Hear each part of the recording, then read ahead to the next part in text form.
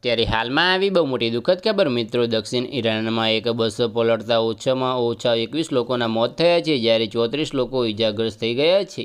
આ માહિતી ઈરાનની સરકારી મીડિયાએ રવિવારે આપી હતી. આ દુર્ઘટના ફ્રાન્સની રાજધાની શિરાઝના દક્ષિણમાં બની હતી. દુર્ઘટના સવારે 11 વાગે બની હતી. દુર્ઘટનાની માહિતી મળતા જ બચાવ ટીમ ઘટના સ્થળે પહોંચી ગઈ હતી. પ્રાથમિક માહિતી અનુસાર એક મુસાફરે બસ જે શિરાઝ તરફ જઈ રહી હતી તે બેકાબૂ થઈને પલટી ગઈ. આ બસમાં મુસાફરો સવાર હતા. દુર્ઘટનાને તે સમયે બની જ્યારે ડ્રાઈવરે બસ પરથી કાબુ ગુમાવ્યો અને બસ રોડ કિનારે પલટી ગઈ. આ દુર્ઘટના બાદ તાત્કાલિક ઇમરજન્સી રાહત ટીમ ઘટના સ્થળે પહોંચી ગઈ. ઇજાગ્રસ્તોને નજીકની હોસ્પિટલમાં દાખલ કરાયા હતા. મળતી માહિતી અનુસાર રાહત અને બચાવ કામગીરી હજુ ચાલી રહી છે અને તપાસ પૂર્ણ થયા બાદ મૃતકો અને ઇજાગ્રસ્તોનો સાચો આંકડો સામે આવશે.